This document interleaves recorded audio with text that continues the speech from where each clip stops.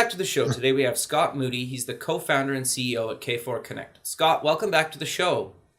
It's great to be here. I appreciate the opportunity. Yeah, I'm excited to have you on the show. I think what you guys are doing at K4Connect is actually really cool and much needed. But maybe before we kind of get into that, let's get to know you a little bit better and start off with kind of where you grew up, where you went to school, and kind of how you got to K4Connect. Okay, well, actually, where I grew up, I can't say that I'm asked that question too often, but it was on the Jersey Shore. Okay, very cool. So was pretty much raised there, but went to school off in North Carolina, Raleigh, North Carolina. Okay, what did you take there? Specifically, North Carolina State. Okay, what did you take I'm sorry? there? What did you take there?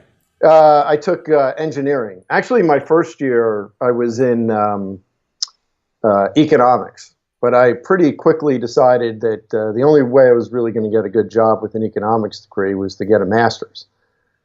And I really disliked school immensely. So very quickly I decided I didn't want to spend 6 years there and switched over to engineering. So it turned out to be a fortuitous decision. Okay, no, that's very cool. So walk me through your kind of post education career, because you've done some really cool things. Do you want to maybe kind of cover your career up until K4Connect? Sure. Actually, mixing a little personal in there, I actually graduated one weekend in 1980, got married the next weekend to Catherine, my wife now of 37 years. Wow, congrats, and man. That's great. 3 days later, we moved to Melbourne, Florida, where I went to work for a company called Harris Semiconductor, which is now referred to as Intersil. Okay, very cool. So I started as a new college grad engineer, worked up over 18 years, I guess it was, to be a VP of about a $200 million division. And then, of course, as you know, quit that and co-founded AuthenTec with a gentleman named Dale Setlak. Very cool. So what did you guys kind of do there? Because you eventually sold it to Apple, but what exactly was that company? Yeah, so we really focused on fingerprint sensing technology. So if you're familiar with the Touch ID, the baseline technology was acquired by way of AuthenTec. Okay. So we built that company up over, I guess it was 14 years, raised roughly $70 million in venture capital. Took the company public, and in 2012, as you mentioned, we were acquired by Apple. And to my knowledge, I think we're still the only public company ever acquired by Apple. That's very cool. That's huge, man, and that's cool. Like, I think everybody's basically used the fingerprint sensor at some point, right, on something. So I think that's really cool. But I'm curious. Yeah. No, go ahead. Sorry. No, I mean, it was definitely a neat experience. We raised, 4 different rounds. Taking the company public was, just a tremendous amount of fun, but, clearly a lot of very hard work. But I think, one thing that distinguished us, and actually kind of plays to what we're doing now here at K4Connect, is when we started that company in 1998, there were probably 50 companies that were doing fingerprint sensing technologies. Okay. But frankly, I didn't really think anybody had developed the technology to, if you will, make the story real. What a fingerprint sensor could do, everybody talked about. But I didn't really think anybody had developed the technology to, as I said, make the story real. So, we really focused on the foundational technology. And in fact, when we were acquired by Apple, we had over 230 patents. Wow. So to make something as simple as what Apple eventually turned the Touch ID into, really, really took a lot of hard work. So, I mean, I often tell people, and I think it's the same thing for what we do at K4Connect, to make something very simple is often very hard. Yeah. And as a startup, as an entrepreneur, I kind of like technology. I like that whole idea of, something foundational, something defensible, not just, throwing an app, if you will, and hoping people buy it. No, I think that's really great. So if I remember correctly, you kind of retired basically and decided to come back and found K4Connect. Is that fair to say? Well, not somewhat retired. Like, I swore I would never work again. Look, I'll be honest. I was completely burnt out. Okay. I was burnt out almost the whole time we were a public company. We went public in 2007. and then of course '08 and '09 happened. And I'm an all-in type of person, so was really truly burnt out. Swore I would never work again. Double swore I would never do another startup. My wife and I moved here to Raleigh. Of course, I told you I met her in college. She's Right. from North Carolina. And they had a great ecosystem building up here in the Raleigh-Durham area. So while I wanted to be involved in startups and not do one, we thought this would be a great place to move. And it was. I was exceedingly active in the startup community. Although I was retired, I was very busy. But it was a good kind of busy. And then it was, as I mentioned to you in our prior interview, it was on a trip to Rwanda that I was inspired to start another company. Sure. So what exactly is K4Connect, and walk us through kind of how you got inspired to actually get back in the game full time? Well, starting, with the inspiration, if you will, is that this trip to Rwanda. I was there with a group called Hope International, which is a microfinance organization that I was on the regional board of. I had been to Rwanda a few times previously on mission trips. Okay. But this was, really focused on the microfinance. And I just happened to meet this person named Jennifer. And Jennifer had gone over right after the genocide to open an orphanage. Ends up opening a dozen or so orphanages. Wow. Starts cooking cakes for the kids just for birthdays and stuff. And next thing you know, she opens up a small business cooking cakes for the people around Kigali. Then from that, bought a coffee shop, which is actually where I met her. Okay. And she turned it into a coffee shop and a bakery, only employed battered women with the idea of training them to be bakers. And then they would go off and start their own micro bakeries. And that's where we were involved, or Hope International was involved because of the finance arm of that. And I'll just tell you, I mean, when I met her, it was embarrassing. Here I thought I was doing good things, like many people that retired. But when you met somebody like Jennifer and realized that what she was doing, in terms of good things for the world, then I realized I wasn't doing enough. And that's when I came back, spoke to my wife, Catherine, about the whole idea of starting another company. And if it was successful, then we could use the proceeds to help others. Now, Very frankly, cool. it wasn't necessarily mission-centered at the time. It wasn't focused on older adults and people living with disabilities. But the foundational idea of K4Connect, when Jonathan Gould and I started the company, was to develop a software platform that could really integrate everything, not just things, i.e. IoT, but what people refer to as IOE. So it could be things, it could be services, it could be software, et cetera, et cetera. And that's what we started to develop. In fact, I think by the end of last year, we now have 17 patents. Wow. So it was really to develop that technology. We started the company without picking a market, which I know sounds strange, but since Catherine and I were funding the company, we could do strange if we wanted to. Sure. And so we developed that foundational technology, and it was only as we were really seriously looking at a market that we decided to focus on older adults and people living with disabilities. Interesting. So what exactly do you guys provide? Because I think it's actually really cool technology, and you're kind of amalgamating a bunch of stuff together, but what exactly do you guys do? Well, and that's exactly right. We bring a bunch of stuff together. I mean, at the baseline, right, and your audience will understand, we're a software platform. Sure. So what we do is we integrate all these things, and then we provide access to those things through a common application. Okay. Our first product is something called K4 Community, and it's specifically designed for senior living communities, for the residents and the operators. For the residents, we really design around three what we call design pillars, what we call simpler, healthier, and happier. The simpler element is to integrate every aspect, right, of home automation into a common platform. And so just think of home automation, except I like to think that we do it better than other people out there, and Sure. that plays to a lot of our patents. The healthier element is really integrating all of your health and wellness products. So it could be things like a blood pressure monitor, a scale, an activity tracker, all of those kind of things. And then we do things like provide wellness information and pill reminders. And then the happier element is all about providing connection. So in a senior living community, what we do is, one, we digitize everything in the community. You can sign up for activities. You can take surveys. You can order food. You can do all of those things right through the platform. We provide connection to family and friends outside the community. So video chat like we're doing now, Sure. or audio chat, or message sharing, or picture sharing.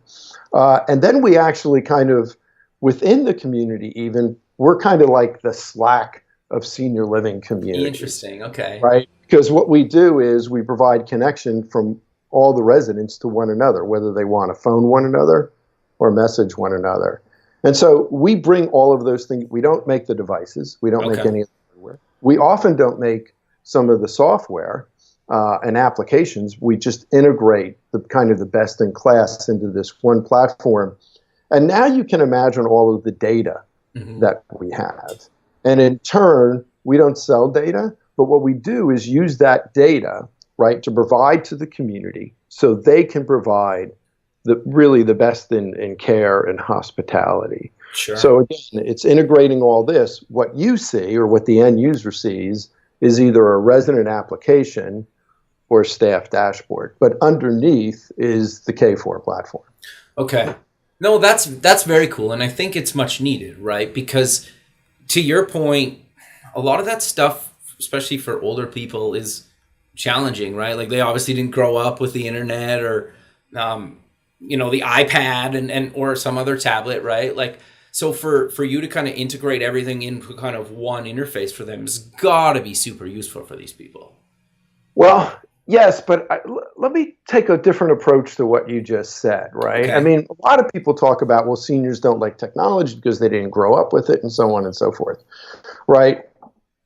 But that's actually not true. Okay, interesting. Right? What they don't like is technology that's designed for a 25-year-old. Sure. The analogy I often use is my daughter's grandmother doesn't wear the same clothes as they do, right? But that doesn't mean she doesn't like clothes.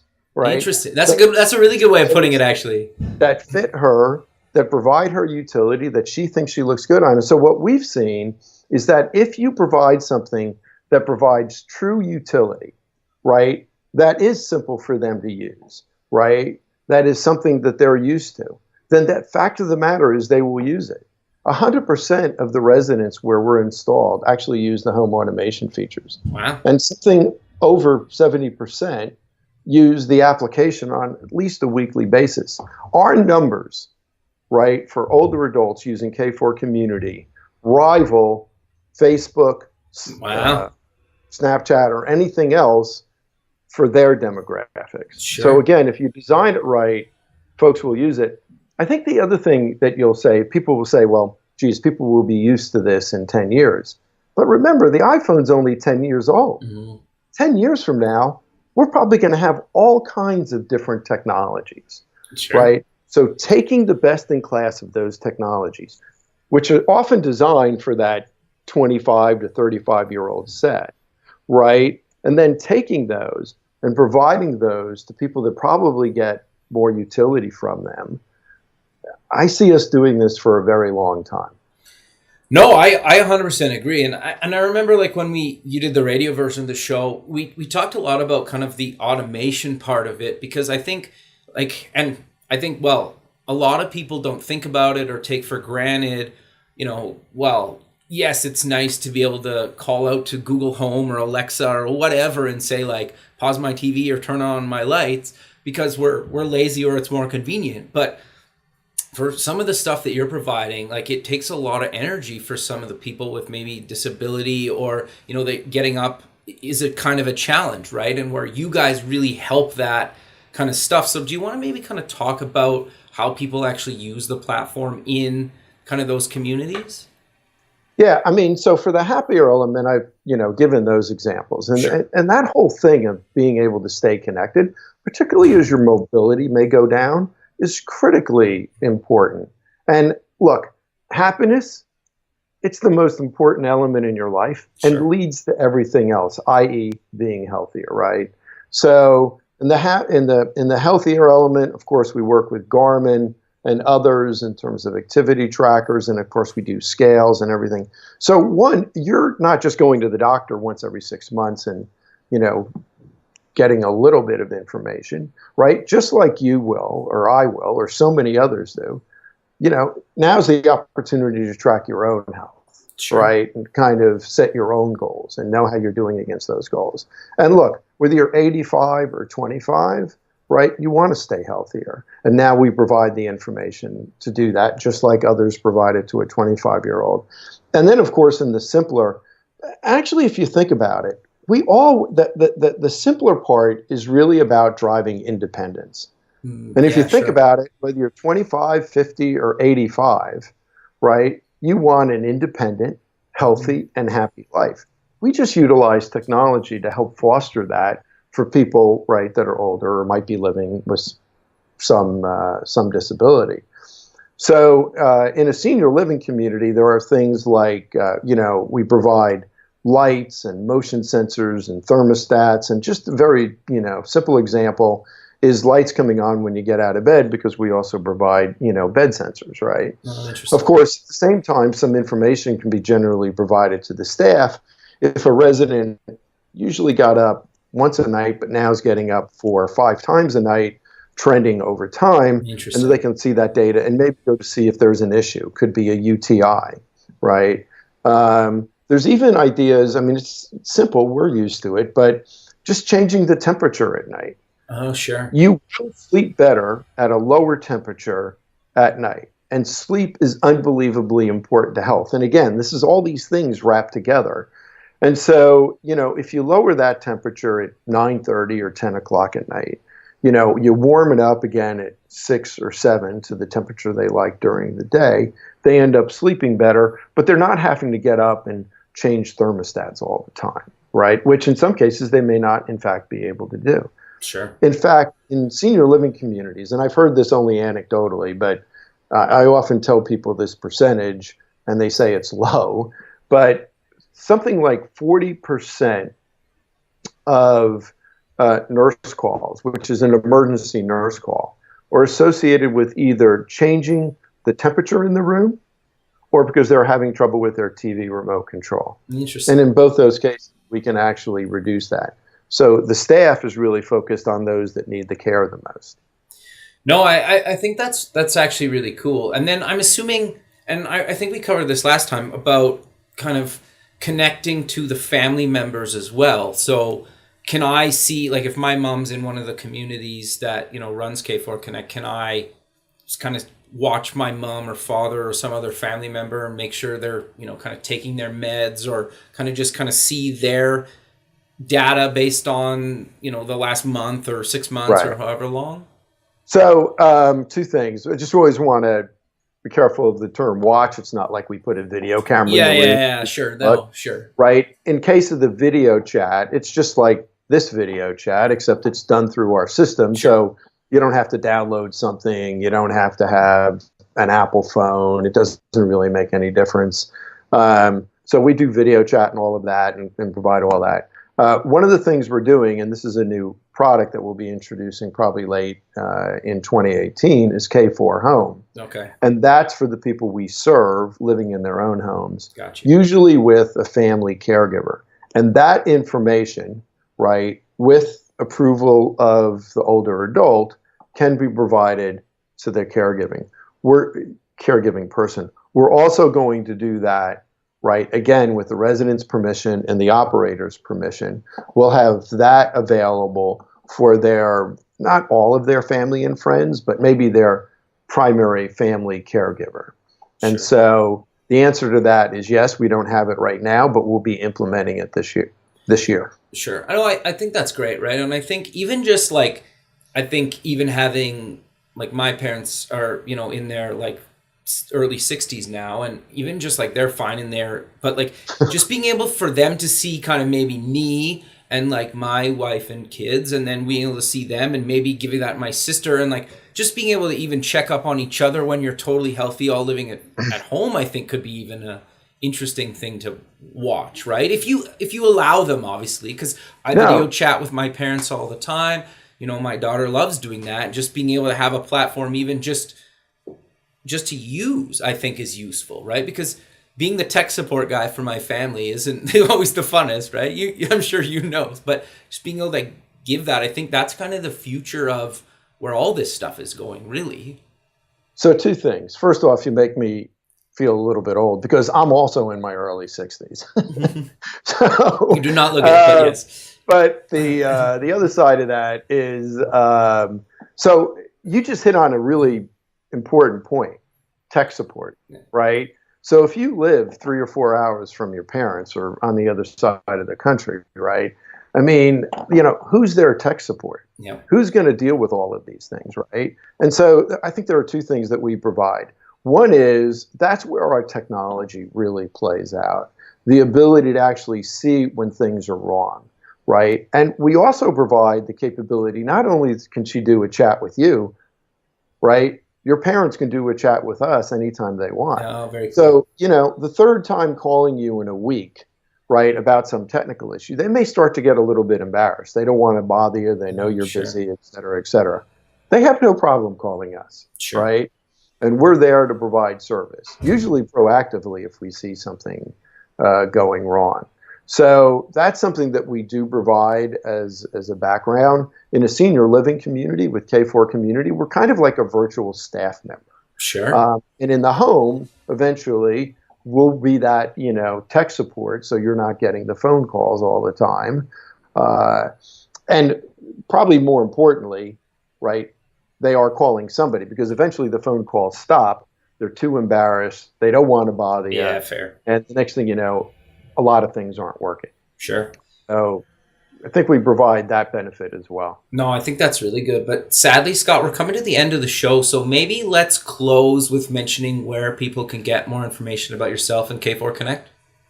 Well, with respect to K4Connect, which is the one of those two, it's simply enough, K4Connect.com. And then from there, you know, we provide information more specifically right now around K4 Community, which is for senior living communities. But later this year, we'll have a lot more information as we look to launch K4 Home. Perfect, Scott. Well, I really appreciate you, again, taking the time in your day to be on the show, and I look forward to keeping in touch with you, and have a good rest of your day. All right, and have a good 2018. Yeah, you as well, man. Thanks. Bye. Bye.